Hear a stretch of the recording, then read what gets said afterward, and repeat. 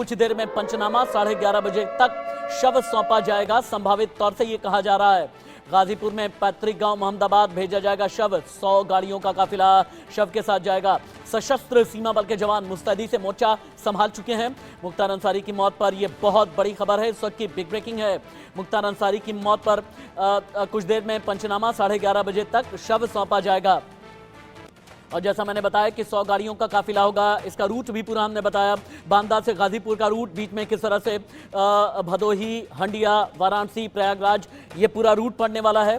लेकिन जिस वैन में मुख्तार अंसारी का शव जाएगा, उस वैन से एक्सक्लूसिव रिपोर्ट दे रहे हैं अभिषेक सिंह।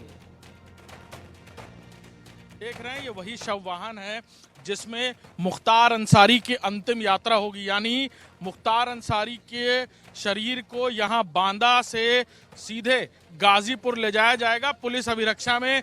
और ये जो पायलट हैं इनसे बात करने की कोशिश करेंगे।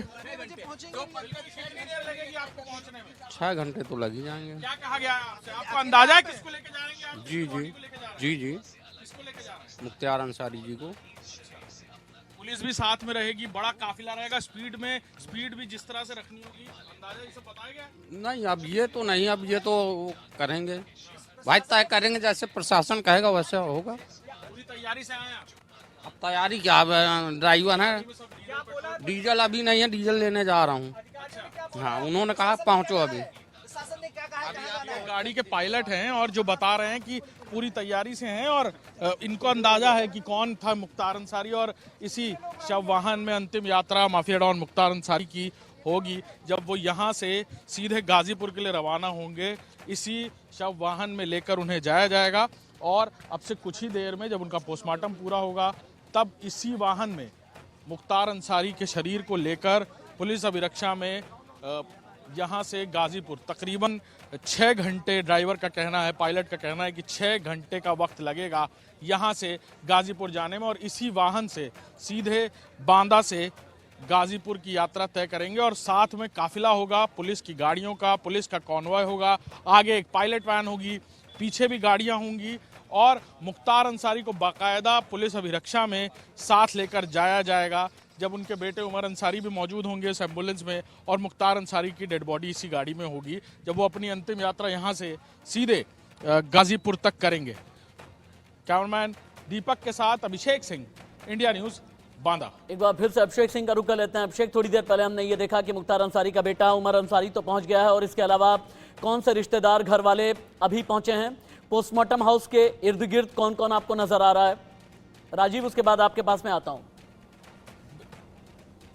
बिल्कुल पूरी तस्वीर दिखाने की कोशिश करूंगा अपने दर्शकों को। राशिद जी, हम यहाँ जहाँ मौजूद हैं ये पोस्टमार्टम हाउस के ठीक बाहर का आउटर पेरिफेरी है और यहाँ पर एसएसबी के जवानों को पूरी तरह ह्यूमन चेन की तरह लाइन किया गया है। आप देख सकते हैं कि जहाँ तक भी नज़र जाएगी वहाँ आपको फोर्स दिखाई देगी और पैरामिलिट्री फोर्स का ये डिप्लॉयमेंट सीधे तौर पर जो आशंकाएं हैं उसको लेकर किया गया है। और ना सिर्फ बांदा में बल्कि पूरे रूट पर इसी तरह का कॉन्वॉय और कॉन्वॉय को पास कराती हुई गाड़ियां हर एक थाने पर दिखेंगी। साथ ही साथ यहाँ पर बड़ी पैमाने पर यूपी पुलिस के भी जो जवान हैं वो नज़र आ रहे हैं। ऑफिशियल्स, सीनियर ऑफिशियल्स यहाँ पर मौजूद हैं। अंदर एक सीओ भी मौजूद हैं बांदा के और साथ ही साथ 5 सदस्य, कहा जा रहा है कि 3 सदस्य मुख्तार अंसारी के परिवार के हैं, यानी एक उनका बेटा, 2 भतीजे, एक ड्राइवर और एक यहाँ स्थानीय वकील जो इस पंचनामे पे साइन करने वाले हैं। अब से कुछ ही देर में ये प्रक्रिया शुरू होने वाली है।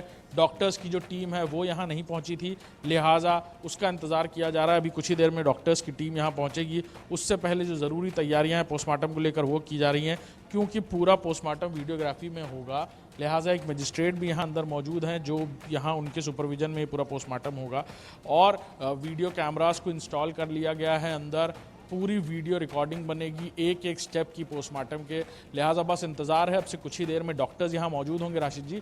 और ये बाहर का नज़ारा आप देख सकते हैं, चारों तरफ बैरिकेडिंग्स, पुलिस के जवान, इसी तरह का भारी नफरी इंतज़ाम बाहर गेट पर भी है बांदा मेडिकल कॉलेज के। और साथ ही साथ लखनऊ से लेकर गाज़ीपुर और लखनऊ से लेकर बांदा का जो पूरा रूट है उस पर भी जगह जगह चप्पे चप्पे पर पुलिस की तैनाती की गई आप है।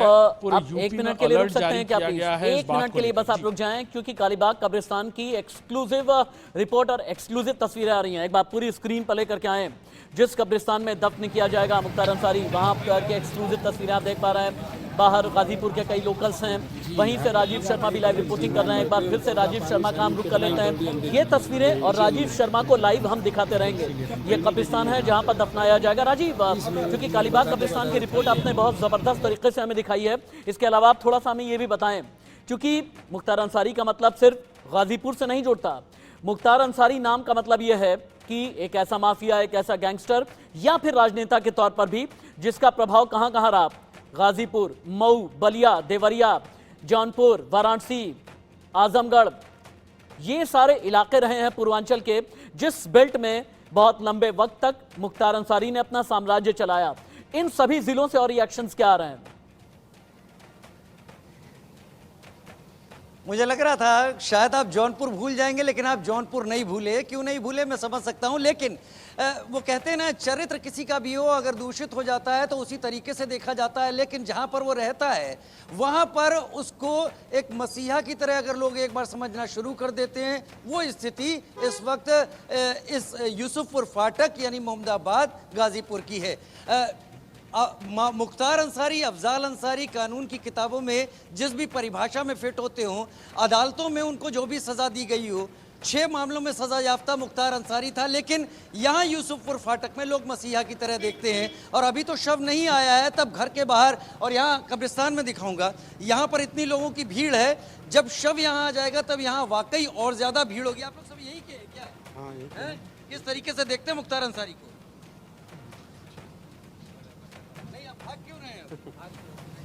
किस तरीके से देखते मुख्तार अंसारी को? भैया वो सबसे बढ़िया हमारा मसीहा टाइप के थे। क्या किया आपके लिए? बहुत कुछ किया हमारे हम लोग के लिए। बताइए ना। जितना भी दुख तकलीफ जो भी रहता था उनसे कहने पर हम लोग का हल हो जाता था। ठीक है राजीव आते हैं आपके जी, पास में। बहुत देर से मैं लखनऊ नहीं गया, काफी देर से रवि कुमार मेरा इंतजार कर रहे हैं। रवि, सियासी तौर पर अब ये बताएं कि लखनऊ में क्या चल रहा है, और सिर्फ सियासी तौर पर ही नहीं बल्कि यूपी पुलिस अलर्ट पर है। डीजीपी ऑफिस से लेकर के बाकी जितने भी आईजी रेंज हैं, आईजी जोन्स हैं उत्तर प्रदेश के, उनके बारे में अपडेट्स क्या है आपके पास? देखिए, आपको सबसे बड़ी एक खबर बता दूं कि अभी कुछ ही देर पहले मेरी ADG law and order Amitabh से बात हुई। उनका साफ तौर पे कहना है कि अभी एक मीटिंग होनी है और मीटिंग के बाद फिर वो उनकी यानी यूपी पुलिस मुख्यालय की तरफ से कुछ जानकारी साझा की जा सकती है।